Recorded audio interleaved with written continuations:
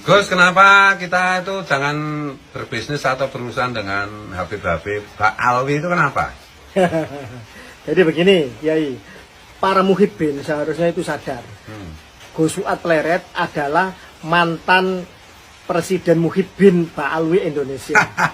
Saya sendiri punya orang tua angkat Asegaf, Pak Alwi. Kiai Maduddin mantan FPI. Tubagus Mogi itu yang menyebarkan Azmat Khan Pak Alwi ke Indonesia secara silsilah nasab. Tetapi dengan akal sehat, dengan hati nurani kita sadar, kita tidak mau istilahnya percaya dengan cek kosong, harus dengan kajian pustaka, kajian genetika yang benar.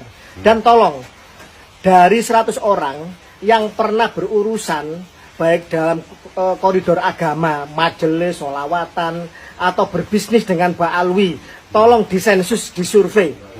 Siapa dari mereka yang benar-benar usahanya sukses, usahanya benar-benar adil, usahanya benar-benar istilahnya itu tidak didolimi, Tidak dikadali. tidak dikadali. Rata-rata hampir semua pernah dikadali, pernah ditipu, pernah dimakan, direbut atau apapun lah. Yang punya majelis ditendang dari panggungnya, yang bisnis bersama ya diakali, ya dikadali.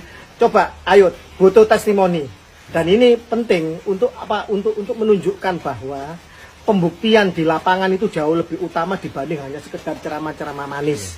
Karena apa? Sifat ras itu diturunkan dari genetiknya. Genetik serigala tidak mungkin makan rumput, dia makan daging.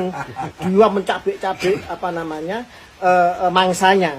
Genetiknya kambing, struktur genetiknya kambing, ya dia makan rumput, dia makan tumbuhan. Jadi struktur genetik membawa sifat ras.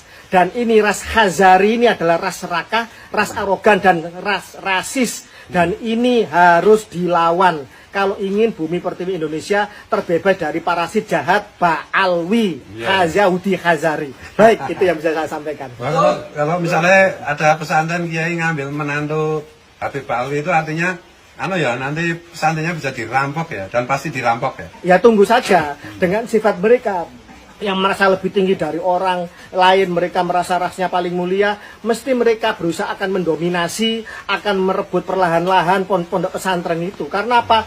Yang lain kan dianggap hanya sebagai ras rendah. Mereka ras yang paling mulia, mereka yang harus menjadi majikan, mereka yang harus menjadi segala-galanya di dalam semua sistem. Dan ini terjadi. Jangankan pondok pesantren, makam aja mereka rebut, mereka belokkan. Karena katanya alumni Said Al-Maliki juga direbut, Gus. Lah, itu saya dengar dari beberapa sumber termasuk dari alumni Said Maliki. Itu ada info bahwa ada Pak Alwi, tokoh Pak Alwi yang juga menjadi santrinya Said Al-Maliki. Akhirnya alumninya Pak Alwi ini digabung dengan alumninya Said Maliki. Katanya demikian. Yang ngomong salah satunya adalah Kiai Ali Badri, dan juga ada Kiai Mukhlisin Jember dan lain-lain. Itu Kiai Mukhlisin Bondowoso. Jadi beberapa kesaksian dari alumni-alumni seperti pada akhirnya ketika santri-santrinya Said Maliki yang masih lurus, yang masih itu akhirnya terkooptasi. Dan akhirnya panggung dan narasi itu akhirnya berbelok ke Pak Alwi. Bahkan Said Maliki itu gelarnya cuma Sayyid. Katanya Sayyid di bawahnya Habib.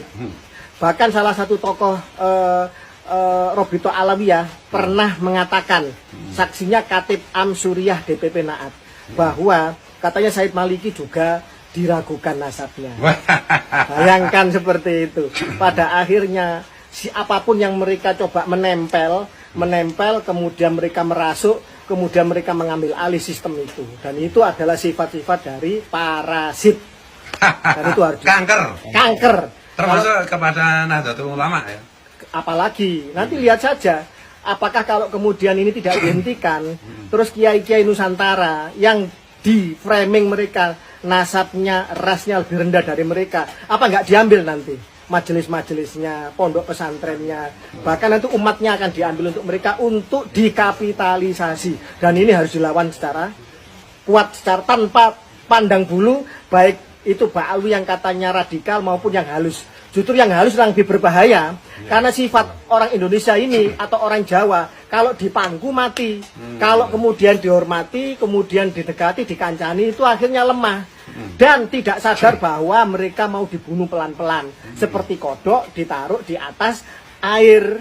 Yang lama-lama air ini di atasnya api, kemudian semakin lama semakin mendidih, si kodoknya mati pelan-pelan.